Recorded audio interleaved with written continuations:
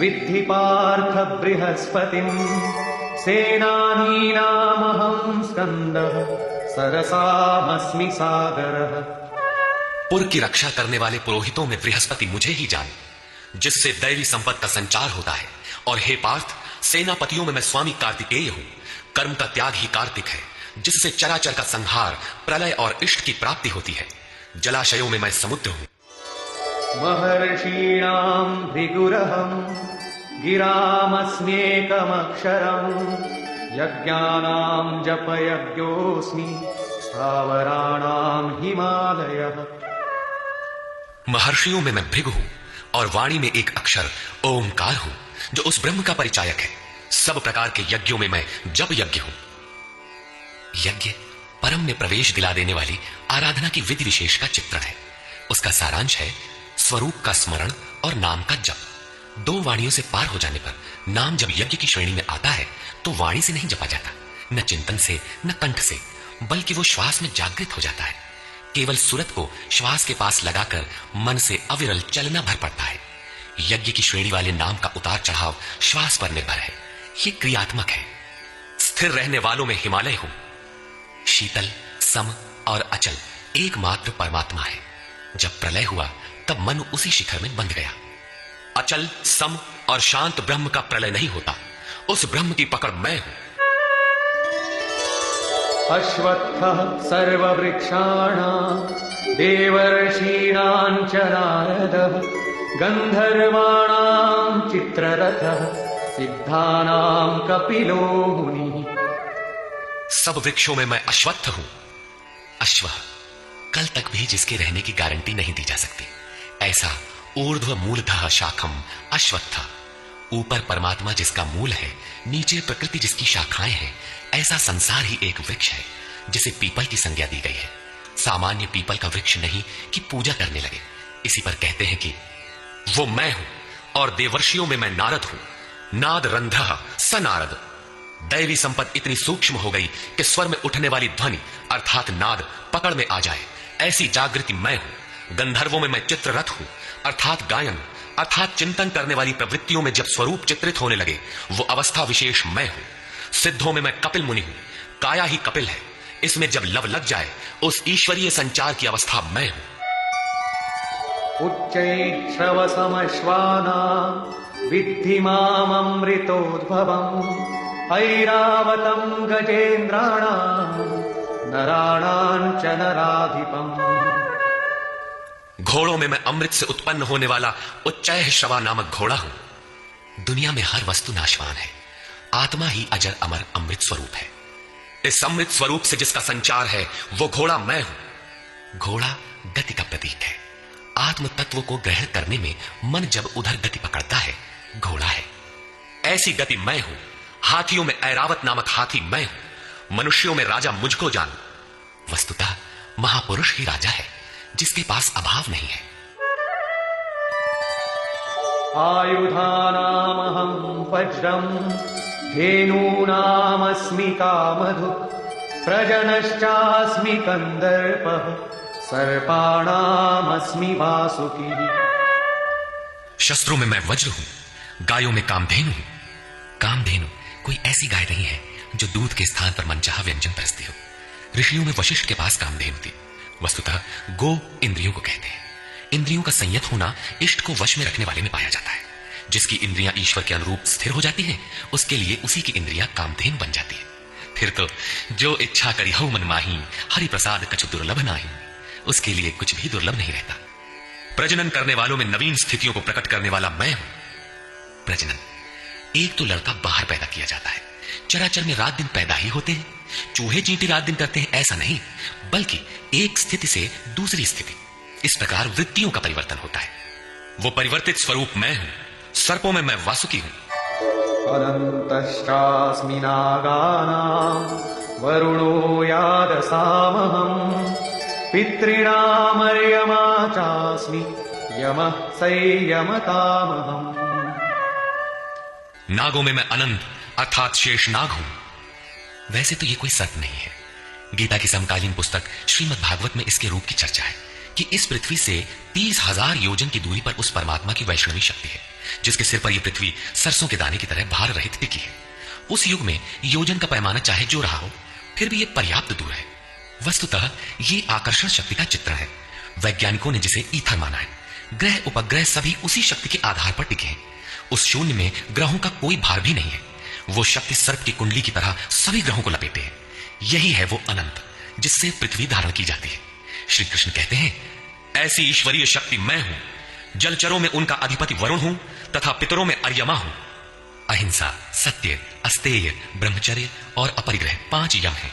इनके पालन में आने वाले विकारों को काटना अरह है। विकारों के शमन से पितृ अर्थात भूत संस्कार तृप्त होते हैं, निवृत्ति प्रदान कर देते हैं। शासन करने वालों में मैं यमराज हूं अर्थात उपर्युक्त यमों का नियामक हूं।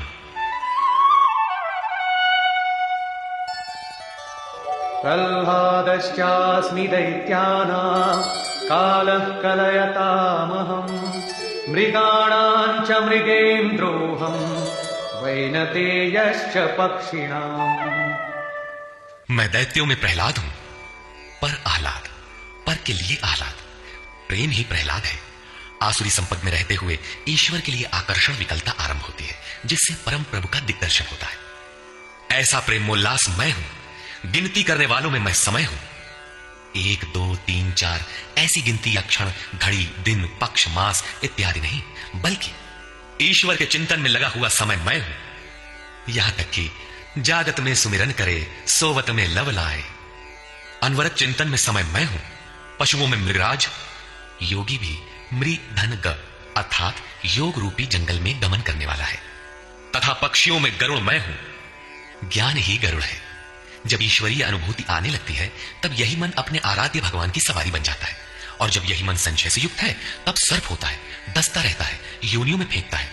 गरुड़ विष्णु की सवारी है। जो सत्ता विश्व में अणु रूप से संचारित है, ज्ञान संयुक्त मन उसे अपने में धारण करता है, उसका वाहक बनता है। श्री कृष्ण कहते हैं, इष्ट को धारण करने वाला मन मैं हूं। पवनः पवतामस्मि रामः शस्त्रभृतामहम् झषाणां मकरश्चास्मि स्रोतसामस्मि जाह्नवी। पवित्र करने वालों में मैं वायु हूं, शस्त्रधारियों में राम हूं। रमन्ति योगिनः यस्मिन् स रामः। योगी किसमें रमण करते हैं? अनुभव में। ईश्वर इष्ट रूप में जो निर्देशन देता है, योगी उसमें रमण करते हैं। उस जागृति का नाम राम है और वो जागृति मैं हूं। मछलियों में मगर तथा नदियों में गंगा मैं हूं। सर्गाणामादिरन्तश्च मध्यं चैवाहमर्जुन अध्यात्म विद्या विद्यानां वादः प्रवदतामहम्। हे अर्जुन, सृष्टियों का आदि, अंत और मध्य मैं ही हूं। विद्याओं में अध्यात्म विद्या मैं हूं। जो आत्मा का आधिपत्य दिला दे, वो विद्या मैं हूं। संसार में अधिकांश प्राणी माया के आधिपत्य में है। राग, द्वेष, काल, कर्म, स्वभाव और गुणों से प्रेरित है। इनके आधिपत्य से निकालकर आत्मा के आधिपत्य में ले जाने वाली विद्या मैं हूं, जिसे अध्यात्म विद्या कहते हैं। परस्पर होने वाले विवादों में ब्रह्म चर्चा में जो निर्णायक है, ऐसी वार्ता मैं हूं। शेष निर्णय तो अनिर्णित होते हैं। अक्षराणामकारोऽस्मि द्वन्द्वः सामासिकस्य च अहमेवाक्षयः कालो धाताहं विश्वतो मुखः। मैं अक्षरों में आकार, ओमकार तथा समासों में द्वंद्व नामक समास हूं। अक्षय काल मैं हूं। काल सदैव परिवर्तनशील है, किंतु वो समय जो अक्षय अजर अमर परमात्मा में प्रवेश दिलाता है, वो अवस्था मैं हूं। विराट स्वरूप अर्थात सर्वत्र व्याप्त, सबको धारण पोषण करने वाला भी मैं ही हूं। मृत्युः सर्वहरश्चाहम् उद्भवश्च भविष्यताम् कीर्तिः श्रीर्वाक्च नारीणाम् स्मृतिर्मेधा धृतिः क्षमा। मैं सबका नाश करने वाला मृत्यु और आगे होने वालों की उत्पत्ति का कारण हूं। स्त्रियों में मैं यश, शक्ति, वाक्पटुता, स्मृति, मेधा अर्थात बुद्धि, धैर्य और क्षमा मैं हूं। अध्याय 15 में श्लोक 16 के अनुसार पुरुष 2 ही प्रकार के होते हैं, क्षर और अक्षर। संपूर्ण भूतादिकों की उत्पत्ति और विनाश वाले ये शरीर क्षर पुरुष हैं। वे नर, मादा, पुरुष अथवा स्त्री कुछ भी कहलाए, श्री कृष्ण के शब्दों में पुरुष ही है। दूसरा है अक्षर पुरुष, जो कूटस्थ चित्त के स्थिर काल में देखने में आता है। यहां भी बुद्धि इत्यादि स्त्रियों के ही गुण बताए गए। क्या इन सद्गुणों की आवश्यकता पुरुषों के लिए नहीं है? कौन ऐसा पुरुष है जो श्रीमान, कीर्तिवान, वक्ता, स्मरण शक्ति संपन्न, मेधावी, धैर्यवान और क्षमावान नहीं बनना चाहता? बौद्धिक स्तर पर कमजोर लड़कों में इन्हीं गुणों का विकास करने के लिए माता पिता पढ़ाई की अतिरिक्त व्यवस्था करते हैं। यहां कहते हैं कि ये लक्षण केवल स्त्रियों में पाए जाते हैं। अतः आप विचार कर देखें कि स्त्री कौन है। वस्तुतः आपके हृदय की प्रवृत्ति ही नारी है। उसमें इन गुणों का संचार होना चाहिए। इन गुणों को धारण करना स्त्रीलिंग पुल्लिंग सबके लिए उपयोगी है।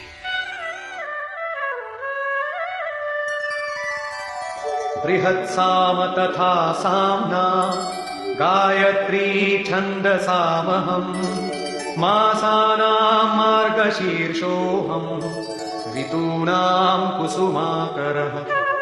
गायन करने योग्य श्रुतियों में मैं बृहत्साम अर्थात वृहत से संयुक्त समत्व दिलाने वाला गायन हूं, अर्थात ऐसी जागृति मैं हूं। छंदों में गायत्री छंद मैं हूं। गायत्री कोई मंत्र नहीं है जिसे पढ़ने से मुक्ति मिलती हो, वरन एक समर्पणात्मक छंद है।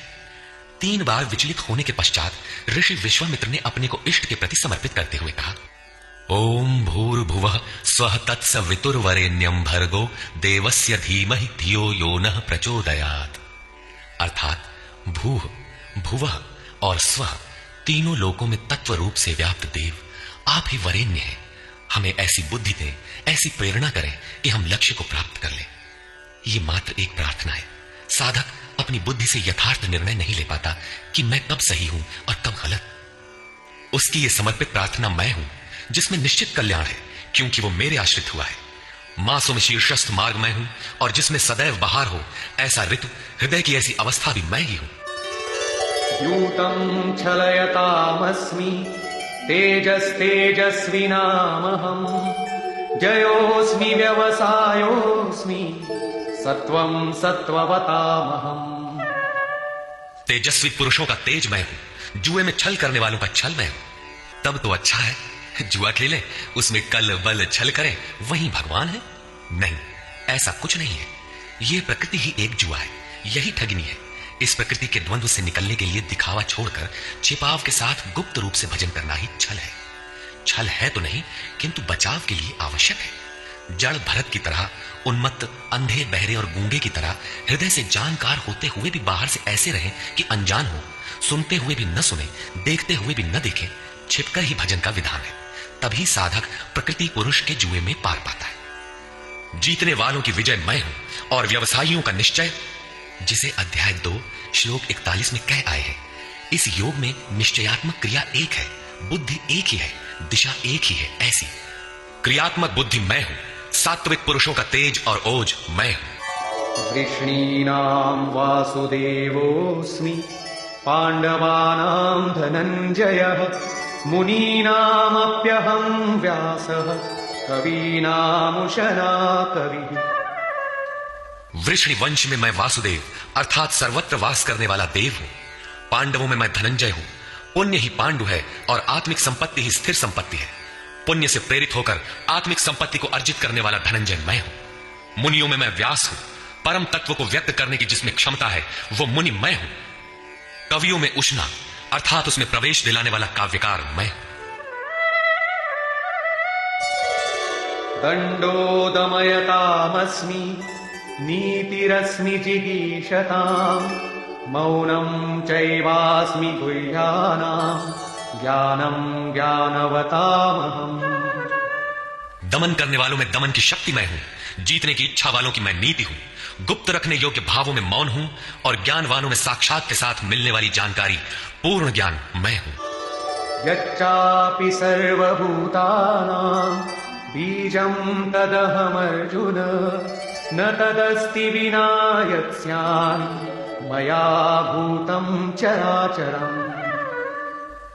अर्जुन, सब भूतों की उत्पत्ति का कारण भी मैं ही हूं, क्योंकि चर और अचर ऐसा कोई भी भूत नहीं है जो मुझसे रहित हो। मैं सर्वत्र व्याप्त हूं, सब मेरे ही सकाश से है। नान्तोऽस्ति मम दिव्यानां विभूतीनां परन्तप एष तूद्देशतः प्रोक्तो विभूतेर्विस्तरो मया। परंतप अर्जुन, मेरी दिव्य विभूतियों का अंत नहीं है। अपनी विभूतियों का विस्तार तो मैंने संक्षेप से कहा है, वस्तुतः वे अनंत हैं। इस अध्याय में कुछ ही विभूतियों का स्पष्टीकरण किया गया है, क्योंकि अगले ही अध्याय में अर्जुन इन सबको देखना चाहता है, क्योंकि प्रत्यक्ष दर्शन से ही विभूतियां समझ में आती है। विचारधारा समझने के लिए इसी से थोड़ा अर्थ दिया गया।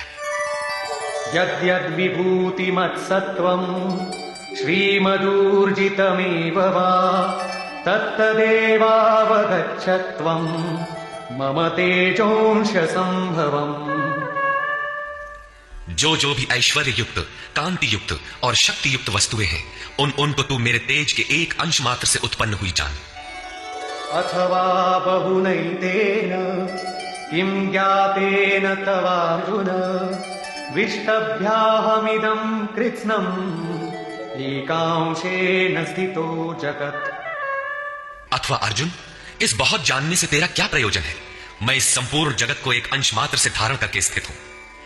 उपर्युक्त विभूतियों के वर्णन का तात्पर्य यह नहीं है कि आप या अर्जुन इन सभी वस्तुओं को पूजने लगे, बल्कि श्री कृष्ण का आशय केवल इतना ही है कि इन सब ओर से श्रद्धा समेटकर केवल उन अविनाशी परमात्मा में लगावे। इतने से ही उनका कर्तव्य पूर्ण हो जाता है। निष्कर्ष।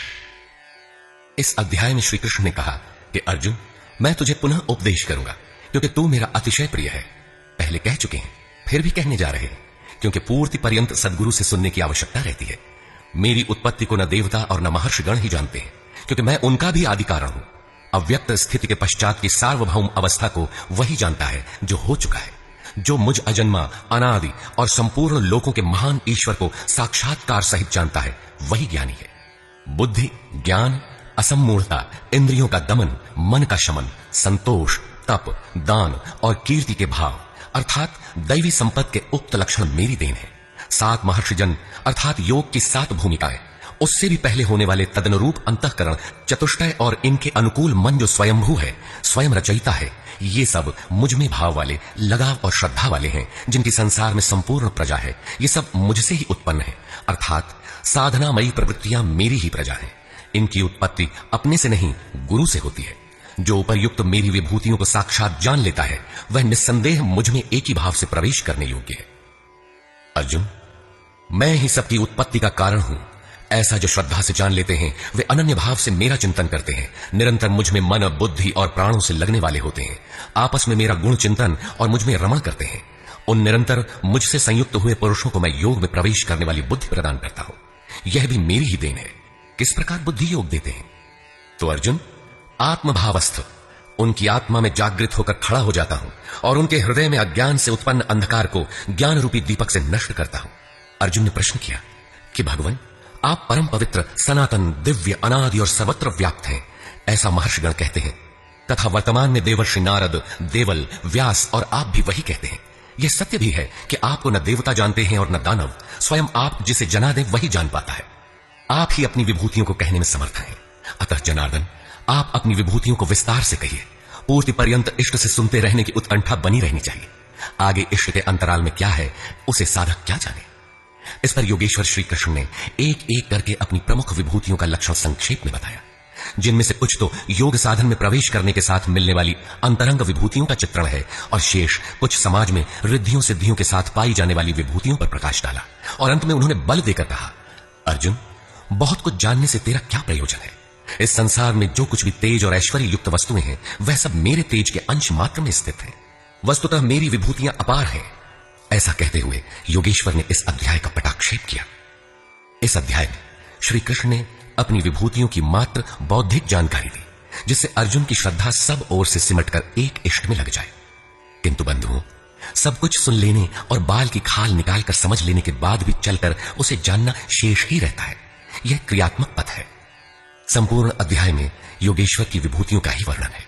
अतः ओम तत्सदिति श्रीमद्भगवद गीता सूपनिषत्सु ब्रह्म विद्यायाम योग शास्त्रे श्री कृष्णार्जुन संवादे विभूति वर्णन योगो नाम 10वां अध्याय। इस प्रकार स्वामी अगणानंद कृत श्रीमद्भगवद गीता के भाष्य यथार्थ गीता का 10वां अध्याय पूर्ण होता है।